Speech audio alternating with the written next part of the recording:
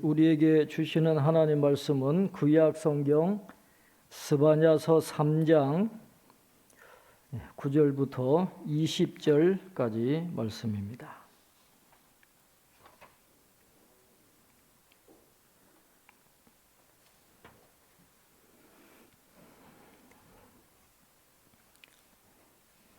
스바냐서 3장 9절부터 20절까지 말씀을 제가 봉독해 드리겠습니다. 그때에 내가 여러 백성의 입술을 깨끗하게 하여 그들이 다 여호와의 이름을 부르며 한 가지로 나를 섬기게 하리니 내게 구하는 백성들 곧 내가 흩은 자의 딸이 구스 강 건너편에서부터 예물을 가지고 와서 내게 바칠지라. 그날에 내가 내게 범죄한 모든 행위로 말미암아 수치를 당하지 아니할 것은 그때에 내가 내 가운데서 교만하여 자랑하는 자들을 제거하여 내가 나의 성산에서 다시는 교만하지 않게 할 것임이라. 내가 곤고하고 가난한 백성을 내 가운데에 남겨두리니 그들이 여호와의 이름을 의탁하여 보호를 받을지라. 이스라엘의 남은 자는 악을 행하지 아니하며 거짓을 말하지 아니하며 입에 거짓된 혀가 없으며 먹고 누울지라도 그들을 두렵게 할 자가 없으리라. 시온에 따라 노래할지어다. 이스라엘아 기쁘게 부를지어다. 예루살렘 따라 전심으로 기뻐하며 즐거워할지어다. 여호와가 내 형벌을 제거하였고 내 원수를 쫓아냈으며 이스라엘 왕 여호와가 내 가운데 계시니 내가 다시는 화를 당할까 두려워하지 아니할 것이라. 그날에 사람이 예루살렘에 이르기를 두려워하지 말라. 시온아 내 손을 늘어뜨리지 말라. 너의 하나님 여호와가 너의 가운데에 계시니 그는 구원을 베푸실 전능자이시라. 그가 너로 말미암아 기쁨을 이기지 못하시며 너를 잠잠히 사랑하시며 너로 말미암아 즐거이 부르며 기뻐하시리라 하리라. 내가 절기로 말미암아 근심하는 자들을 모으리니 그들은 내게 속한 자라. 그들에게 지워진 짐이 치욕이 되었느니라.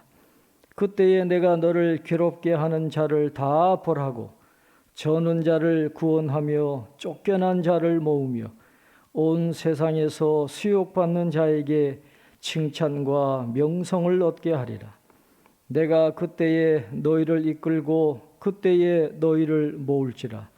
내가 너희 목전에서 너희의 사로잡힘을 돌이킬 때에 너희에게 천하 만민 가운데서 명성과 칭찬을 얻게 하리라. 여호와의 말이니라. 아멘. 교회 소식을 참조해 주시기 바랍니다. 올 한 해 교회 표어는 은혜로 50년, 은혜 위에 은혜로 50년, 복음의 사람 예배자로 살게 하소서. 올 6월 달이면 창립 50주년을 맞습니다. 은혜로 50년이고 이제 새로운 은혜를 향해서 우리가 나아가게 되겠습니다. 우리 교육 전도사님이 새롭게 부임을 하셨는데 우리 최보성 전도사님 앞으로 나와서 인사하도록 하겠습니다. 중고등부와 청년부 우리 유효한 전도사님 후임으로 올 한 해 동안 섬겨주겠습니다. 인사하겠습니다. 인사 박수하겠습니다. 네, 감사합니다. 네. 들어가세요. 네. 아주 어렵게 모셔왔어요. 교육 전도사님 모시기가 얼마나 어려운지 몰라요. 어렵게 모셔왔으니까 여러분 사랑해 주시고 기도해 주시고 관심을 가져주시기 바랍니다. 지난주까지는 고향이 충남 예산인데 예산 그 모 교회에 가서 왕복 6시간, 7시간 대중교통 이용해서 다니면서 거기서 교육전도사로 봉사하다가 오늘부터 우리 교회에서 섬기게 되었습니다. 기도해 주시고요. 장로님 기도해 주신 대로 우리 김상준 장로님, 우리 김교숙 집사님, 박관주 집사님 위해서 기도해 주시길 바랍니다.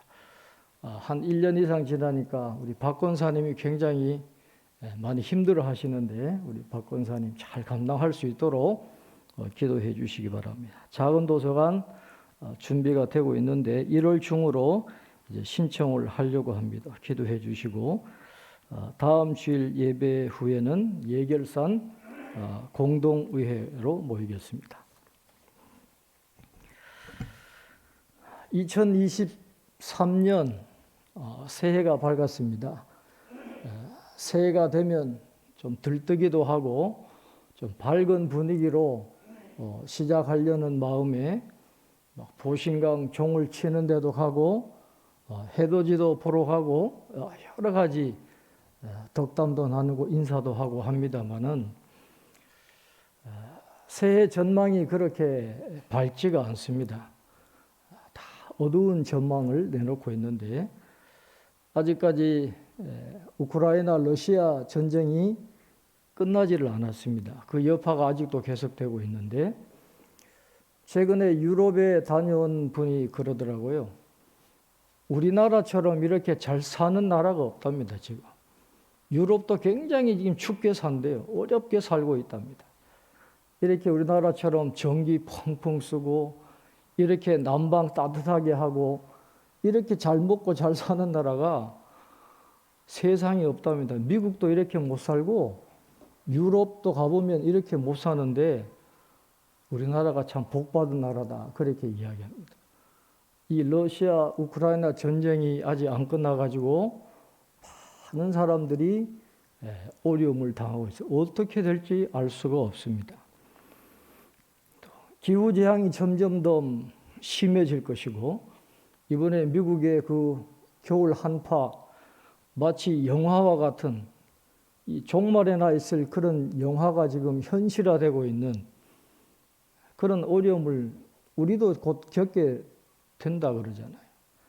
제주도의 겨울이 사라질 것이고 대구 같은 경우에는 1년에 198일 정도가 여름 날씨가 될 정도로 앞으로 이제 기후재앙이 점점 심해질 거라는 그런 전망이 있고 코로나가 이제 엔데믹으로 가는가 했더니 중국이 문을 여니까 이게 세계가 지금 발칵 뒤집혔어요.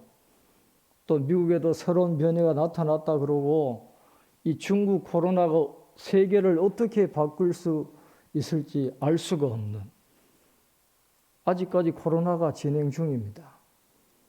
지난주에도 코로나 때문에 못 나오신 분도 계시고 이번 주에도 역시 코로나 때문에 못 나오신 우리 교회들도 계시고 이게 코로나가 어떻게 될지 불확실한 거예요.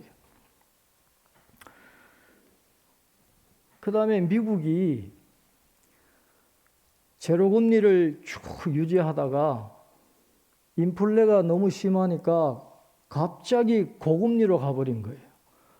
제로금리였다가 4.5%로 올려버리니까 이건 뭐 빅스텝, 자이언트 스텝을 계속 밟아가지고 4.5%를 때려버리니까 전 세계가 난리가 나는 거예요. 연방준비제도 똑똑한 사람들이 얼마나 많았어요, 거기. 그 전문가들이 미국이 인플레가 오니까 선제 조치를 취해야 되는 것 아니냐. 파월 의장이라는 사람이 그런 일 없다. 인플레 아니다. 괜찮다.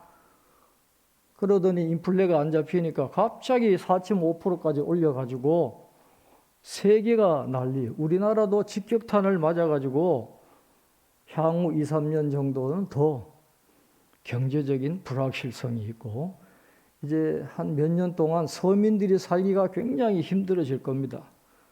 올 한 해 서울도 힘들어질 거고 서울이 힘들어지면 지방은 3, 4년 뒤에 그 여파가 와요.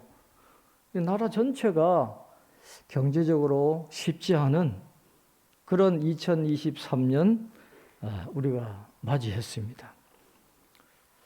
그러나 신앙은 어려울 때일수록 빛을 발합니다. 이럴 때일수록 우리는 하나님께로 돌아가야 되고 이럴 때일수록 말씀으로 돌아가야 됩니다.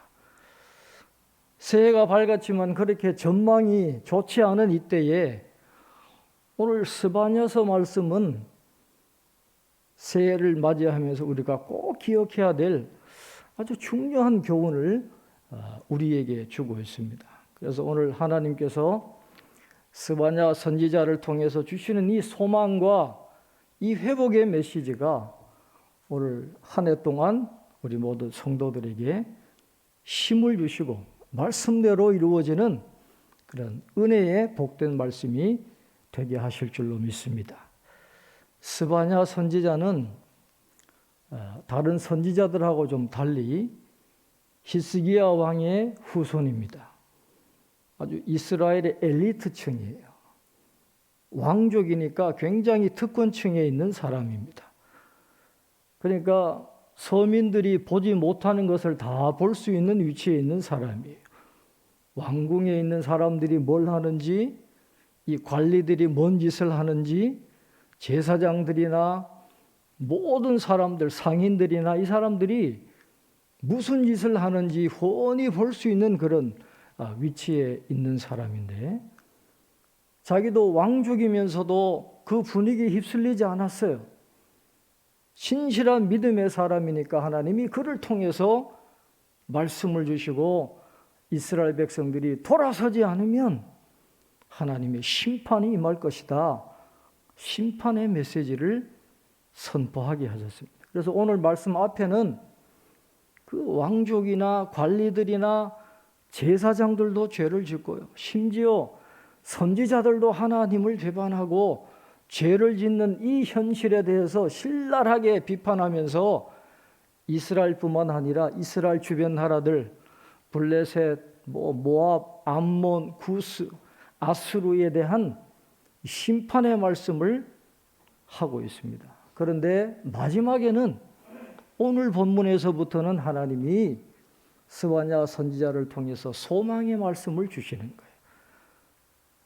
어두운 배경 속에서 갑자기 이렇게 소망의 말씀을 주니까 이것이 더 빛이 나는 것처럼 우리가 처해 있는 이 상황이 녹록하지 않고 미래가 어둡고 힘든다 할지라도 오늘 스바냐를 통해서 주시는 이 소망의 말씀을 우리가 붙잡게 되면 우리의 생애 속에 새로운 빛이 비추이는 그런 은혜가 있을 줄로 믿습니다. 스바냐는 하나님이 이스라엘을 심판하실 거라고 하는 그런 메시지를 들었지만은 절망하지 않았습니다. 왜냐하면 심판의 메시지로 끝나지 않았거든요. 하나님은 소망과 회복의 메시지, 스바냐로 하여금 영광스러운 미래를 보게 하셨어요.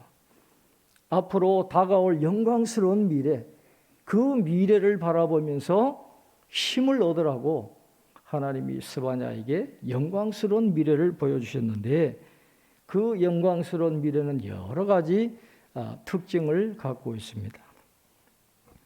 자, 먼저 9절부터 10절까지 우리 한번 같이 읽으면서 함께 말씀을 나눕니다. 9절부터 10절 같이 읽겠습니다.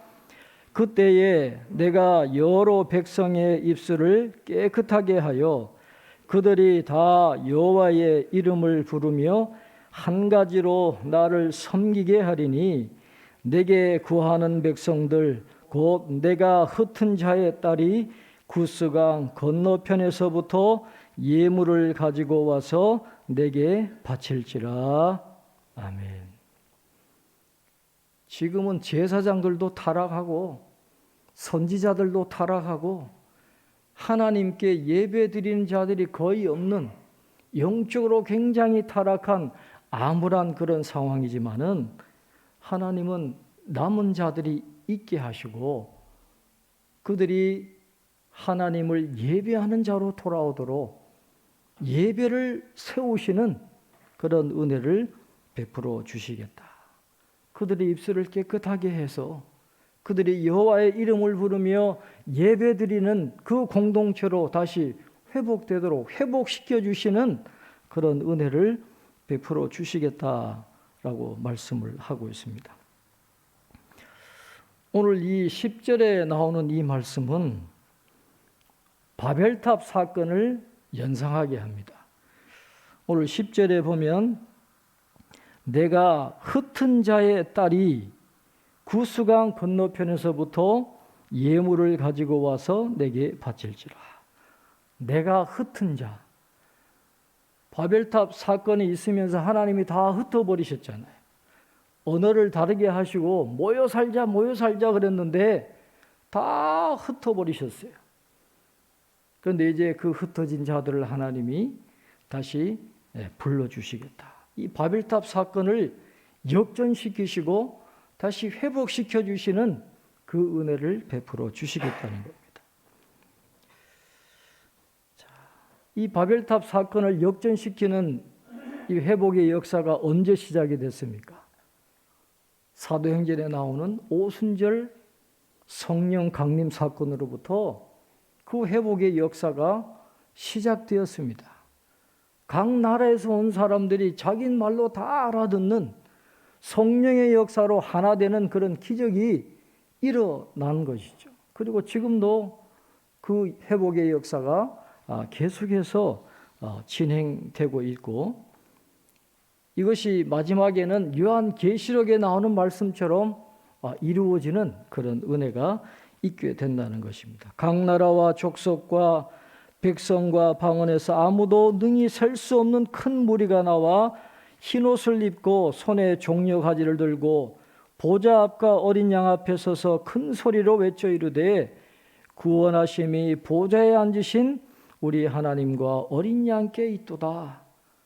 마지막 날에 그 찬송하는 그 예배 자리로 하나님이 부르실 그 믿음의 사람들을 하나님이 남겨두시겠다 하는 그런 소망의 메시지를 주고 계시는 것입니다. 하나님은 먼저 예배가 회복될 것이라는 소망을 주셨어요. 가장 중요한 건 예배입니다. 예배가 회복되어야 다른 축복이 이어져 오게 되어 있어요. 그래서 하나님이 가장 먼저 스바냐에게 주시는 소망은 예배 공동체가 회복될 것이라고 하는 그런 말씀을 주고 있습니다. 그 다음에 하나님이 약속하신 영광스러운 미래는 거룩하고 겸손한 공동체를 세워주신다는 것과 또 만족스럽고 안전한 환경을 마련해 주시겠다 하는 것입니다. 자, 11절부터 우리 13절까지 우리 한번 같이 읽겠습니다. 11절부터 13절입니다. 그날에 내가 내게 범죄한 모든 행위로 말미암아 수치를 당하지 아니할 것은 그때에 내가 내 가운데서 교만하여 자랑하는 자들을 제거하여 내가 나의 성산에서 다시는 교만하지 않게 할 것임이라. 내가 곤고하고 가난한 백성을 내 가운데에 남겨두리니 그들이 여호와의 이름을 의탁하여 보호를 받을지라. 이스라엘의 남은 자는 악을 행하지 아니하며 거짓을 말하지 아니하며 입에 거짓된 혀가 없으며 먹고 누울지라도 그들을 두렵게 할 자가 없으리라. 아멘. 스바냐 시대의 예루살렘은 하나님께 교만하고 반역을 행하고 거짓말하고 이런 것들로 유명한 도시였습니다. 하나님이 원하시는 거룩함과 겸손이라는 이런 것들은 찾아볼 수 없을 정도로 굉장히 타락했던 그런 공동체였지만은 하나님이 그들을 변화시켜 주시겠다는 거예요. 교만을 다 제거해 주시고 자랑하지 않게 하시고 악을 행하지 않게 하시고 거짓을 말하지 않고 거짓된 혀가 없도록 거룩하고 겸손한 공동체가 세워지도록 하나님이 역사해 주시겠다. 그래서 가난한 백성들도 여호와의 이름을 의탁하면 그들이 보호를 받을 지금과는 전혀 다른 가난한 사람들을 착취하고 거짓말하고 하나님을 떠나서 우상을 숭배하던 이런 모든 것들을 하나님이 다 제거해 주셔서 거룩하고 겸손한 공동체가 세워지도록 하나님이 바꾸어 주시겠다. 그렇게 말씀을 하고 있습니다. 그리고 마지막에는 먹고 누울지라도 그들을 두렵게 할 자가 없으리라 그랬어요. 에덴 동산이 회복되는 걸 이야기하는 거예요. 예배가 회복되어지고 거룩하고 겸손한 공동체가 세워지니까 그 공동체가 에덴 동산 같은 그런 만족스럽게 살아가는 그런 여건을 하나님이 마련해 주시겠다 하는 그런 약속을 하고 있는 것입니다.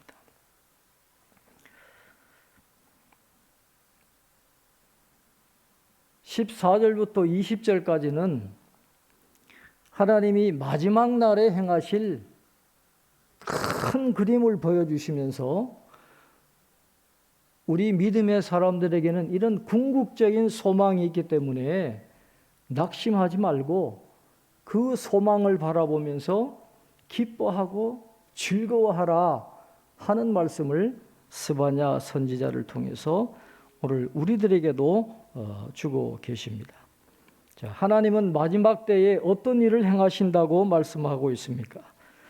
자, 우리 14절부터 17절까지 우리 한번 같이 읽겠습니다. 14절부터 17절입니다. 시온에 따라 노래할지어다. 이스라엘아 기쁘게 부를지어다. 예루살렘 따라 전심으로 기뻐하며 즐거워할지어다. 여호와가 내 형벌을 제거하였고 내 원수를 쫓아냈으며 이스라엘 왕 여호와가 내 가운데 계시니 내가 다시는 화를 당할까 두려워하지 아니할 것이라. 그날에 사람이 예루살렘에 이르기를 두려워하지 말라. 시온아 내 손을 늘어뜨리지 말라. 너의 하나님 여호와가 너의 가운데에 계시니 그는 구원을 베푸실 전능자이시라. 그가 너로 말미암아 기쁨을 이기지 못하시며 너를 잠잠히 사랑하시며 너로 말미암아 즐거이 부르며 기뻐하시리라 하니라. 아멘.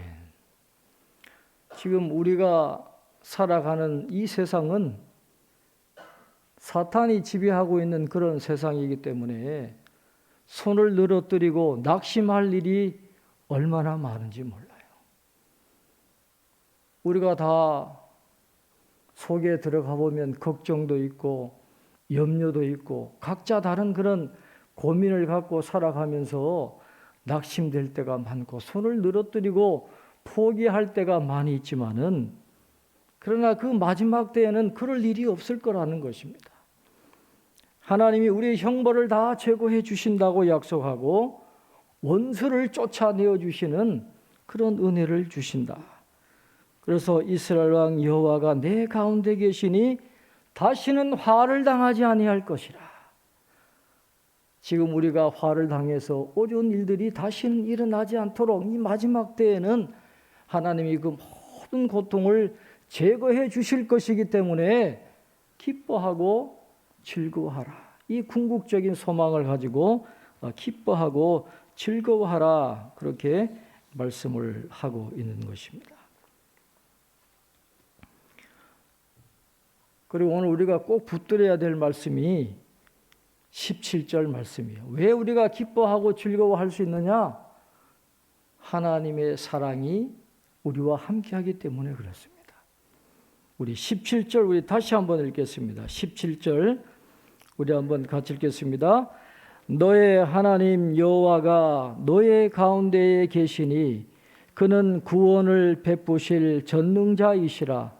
그가 너로 말미암아 기쁨을 이기지 못하시며 너를 잠잠히 사랑하시며 너로 말미암아 즐거이 부르며 기뻐하시리라 하리라. 아멘. 구원을 베푸실 전능자가 우리와 함께 하신다 그랬어요. 하나님이 구원하지 못할 어려움은 없습니다. 전능자 하나님은 모든 어려움으로부터 우리를 구원해 주시는데 그 전능자가 우리와 함께 계시고 우리를 잠잠히 사랑해 주시겠다. 그렇게 말씀을 하고 있습니다. 여기에서 이야기하는 사랑은 헤세드라는 단어가 아닙니다. 신적인 사랑을 의미하는 헤세드라는 말을 사용하지 않고 이 아하바라는 단어를 썼는데 이것은 야곱이 라헬을 사랑할 때 가졌던 그 마음, 그 감정, 그것을 의미하는 것입니다. 호세아가 자기와 점점 멀어진 아내에 대해서 사랑하는 마음을 가진 것, 그것이 아하바인데 하나님이 그 사랑으로 우리를 사랑해 주시고 우리를 지켜보시고 우리를 위해서 노래를 부르실 것이기 때문에 그 사랑을 기억하면서 기뻐하고 즐거워하라. 그렇게 말씀을 하고 있습니다. 이 아하바라고 하는 사랑은 아기가 태어났을 때 부모님들이 놀라운 마음으로 그 아이를 바라보면서 사랑의 마음을 가지고 그 아이를 지그시 바라보는 그것을 표현하는 거예요. 얼마나 사랑스럽습니까? 그리고 연인들이 서로를 바라보면서 지극한 눈으로 잠잠히 사랑하는 그것을 의미하는 것인데 하나님이 우리를 그렇게 사랑해 주시겠다는 거예요. 부모가 아이를 바라보듯이 연인의 감정으로 서로를 잠잠히 바라보면서 사랑하듯이 하나님이 저와 여러분을 그렇게 사랑해 주시니까 우리의 현재 상황이 힘들고 어려워도 그 사랑을 인하여서 기뻐하고 즐거워하라. 그렇게 말씀을 하고 있습니다. 나는 그 사랑을 받을 자격이 없는데 그렇게 말씀하는 분이 있을지 모르지만은 하나님이 우리를 사랑하시는 데는 이유가 있습니다. 예수님이 세례를 받으실 때에 하늘에서 음성이 들렸어요. 너는 내 사랑하는 아들이라 내가 너를 기뻐하노라. 예수님이 세례 받으실 때 하늘에서 음성이 들린 것이죠. 이는 내 사랑하는 아들이라 내가 너를 기뻐하노라. 우리의 행위와 우리가 가진 것으로는 하나님을 기쁘게 해 드릴 수가 없습니다. 우리가 하나님을 기쁘게 해 드리면 드리려고 노력하면 할수록 우리의 약함과 부족함과 불완전함만 드러날 뿐이에요. 우리가 가진 것으로는 하나님을 기쁘시게 할 수가 없습니다. 그러나 하나님은 우리를 그런 예수님의 사랑으로 우리를 다시 불러주신 거예요. 우리가 주님 안에서 그리스도의 의로 옷 입게 되었고 예수님의 공로로 새롭게 된 것입니다. 하나님이 거룩한 눈을 통해서 예수님을 기뻐하는 자라고 보시는 그 순간에 우리를 사랑하는 자로 이렇게 품어주신 거예요. 내가 받을 자격이 있어서 그런 것이 아니라 예수님 때문에 하나님이 나를 사랑해 주신다는 거예요. 그 사랑으로 함께 하실 것이니 우리가 기뻐하고 즐거워해야 된다라고 말씀을 하고 있습니다. 그 다음에 왜 낙심하지 말고 기뻐해야 됩니까? 18절에 보면 이렇게 말씀하고 있습니다. 자, 우리 18절 우리 같이 읽겠습니다. 내가 절기로 말미암아 근심하는 자들을 모으리니 그들은 내게 속한 자라 그들에게 지워진 짐이 치욕이 되었느니라. 아멘.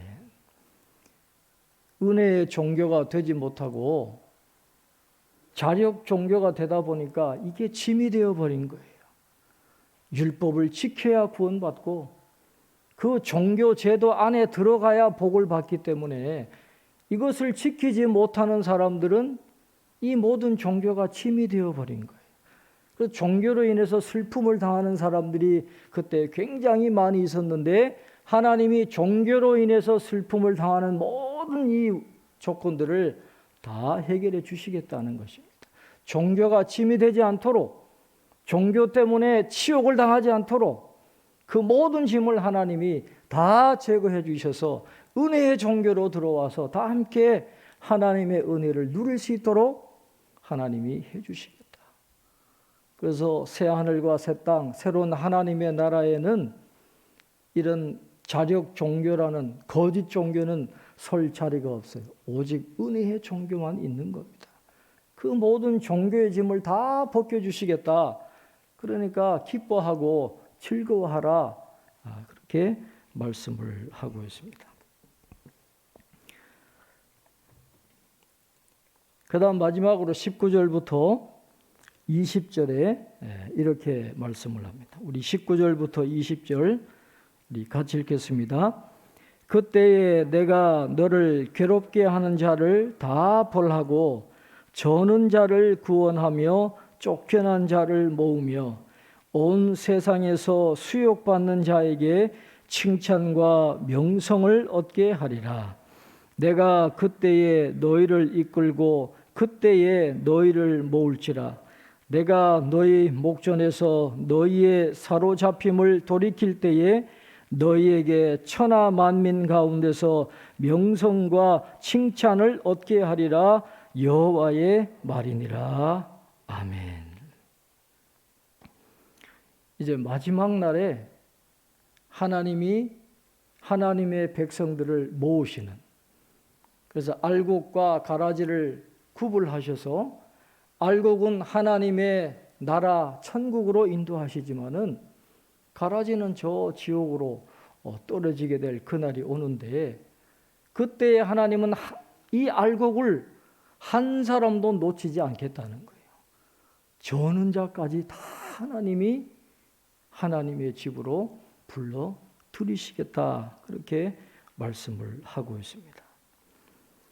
이 세상에서 영광받는 사람들은 셀럽들이 영광을 받잖아요. 대단한 사람들이 칭찬을 듣고 명성을 얻고 대단히 영광을 보지만은 하나님이 기뻐하시는 사람, 하나님이 칭찬하시고 명성을 주는 사람은 이 세상 사람들이 보기에 저는 자와 같은 그런 약하고 불쌍하고 연약한 존재지만은 하나님을 경외하는 그 사람, 그 저는 자들을 하나님이 불러 모아주시고 세상에 잘난 사람들에게 칭찬과 명성을 얻게 해주실 것이다.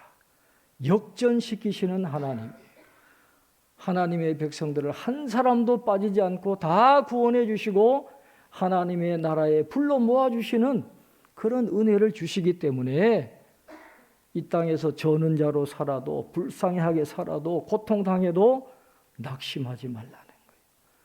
이 마지막에 하나님의 큰 그림을 보면서 기뻐하고 즐거워하라.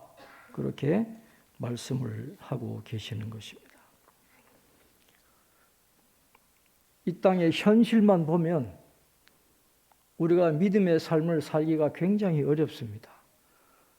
그러나 스바냐 선지자를 통해서 보여주신 이 세상 마지막 날에 하나님이 행하실 그 놀라운 구원의 마지막 이 완성을 바라보기만 하면 미래에 들어갈 하나님의 나라가 있다라는 걸 우리가 믿게 되면 이 땅에서 소망을 갖고 살아갈 수가 있고 거룩하고 경건하게 살아갈 수가 있고 하나님의 일에 헌신하며 살아갈 수 있고 고난을 견디고 인내하면서 끝까지 믿음의 길을 살아갈 수가 있게 된다는 것입니다. 그래서 궁극적인 소망을 늘 바라보고 살아가야 된다는 것입니다. 그래서 우리는 C.S. 루이스의 이 말씀을 다시 한번 되새겨 보아야 됩니다. 하늘을 겨냥하라. 그러면 땅이 덤으로 주어질 것이다. 땅을 겨냥하라. 그러면 둘 다 얻지 못할 것이다. 그랬어요. 현실만 보지 말고 땅만 보지 말고 하늘을 바라보고 나아가면 하늘도 주시고 땅도 주시는 그런 은혜를 베풀어 주신다라는 것입니다. 여러분, 오늘 이 스바냐 이 예언은 스바냐에게 임한 여호와의 말씀이라 이것으로 시작해요. 시작을 여호와의 말씀으로 시작하고 맨 마지막 끝나는 말이 여호와의 말이니라 그렇게 말했어요. 스바냐서를 통해서 대면하는 말씀은 인간의 말이 아니라 하나님의 말씀입니다. 하나님의 말씀이에요. 그래서 우리가 새해를 시작하는 이 신년주일, 신년 감사주일에 우리가 계속해서 붙들어야 될 말씀이 바로 오늘 이 스바냐서 말씀입니다. 여러분, 마지막 때에는 선과 악이 갈려질 것이고 믿는 자와 믿지 않는 자가 완전하게 구별될 것입니다. 그래서 이 스바냐 선지서를 읽으면서 우리가 받아야 될 도전은 우리가 교만하지 않고 악을 행하지 않고 거짓을 행하지 않는 신실한 믿음의 삶을 살아야 되겠구나 하는 그런 도전을 우리가 받게 되는 것이죠. 그 다음에 또 한 가지는 오늘 17절 말씀처럼 너의 하나님 여호와가 너의 가운데에 계시니 그는 구원을 베푸실 전능자이시라.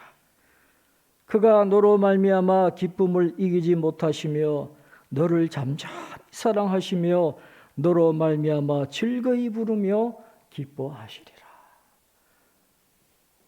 나를 바라보시면서 기뻐하시고 노래를 부르시는 그 하나님을 주목하라는 거예요.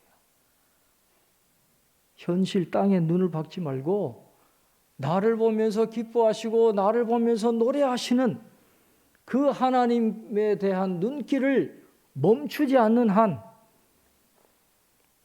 우리는 올해도 물가에 심은 나무처럼 청청함을 얻게 될 것이고 시절을 쫓아 열매를 맺게 될 것이고 삶의 가뭄을 만날지라도 잎이 마르지 않는 그런 은혜를 누리게 될 줄로 믿습니다. 올 한 해 하나님을 바라보시기를 바랍니다. 나를 보면서 나를 사랑해 주시고 나를 기뻐하시고 나를 보시면서 노래를 부르시는 그 하나님을 바라보면서 녹록지 않은 현실이라도 우리를 인도해 주시고 보호해 주시고 공급해 주시는 그런 변함없는 은혜를 올 한 해도 풍성하게 받아 누리는 저와 여러분 되시기를 주님의 이름으로 축원합니다. 기도하겠습니다. 존귀하신 하나님, 새해 첫 주일을 하나님 앞에 나와 예배 드리게 하시고 말씀을 듣게 하심을 감사합니다. 2023년 새해가 밝았습니다. 그러나 새해를 전망하는 목소리들이 그리 밝지 않습니다. 암울한 미래가 우리를 기다리고 있습니다마는 그러나 이럴 때일수록 우리가 하나님을 바라보고 하나님의 말씀을 붙들고 나갈 때 예기치 못했던 놀라운 은혜와 복을 누리게 될 줄로 믿습니다. 오늘 스바냐서를 통해서 우리에게 주시는 이 귀한 말씀을 가슴 깊이 새기게 하시고 올 한 해 우리를 바라보시며 잠잠히 사랑해 주시고 우리를 보시면서 기뻐 노래하시는 그 하나님을 바라보면서 변함없이 우리를 인도해 주시고 보호하여 주시고 공급해 주시는 그 놀라운 사랑을 경험하는 저희들 다 되게 축복해 주시옵소서. 궁극적인 하나님의 나라를 바라보면서 이 땅에 의인의 길을 끝까지 달려나가는 우리 모든 성도님들 다 될 수 있도록 축복해 주시옵소서. 감사하고 예수님 이름으로 기도하옵나이다. 아멘.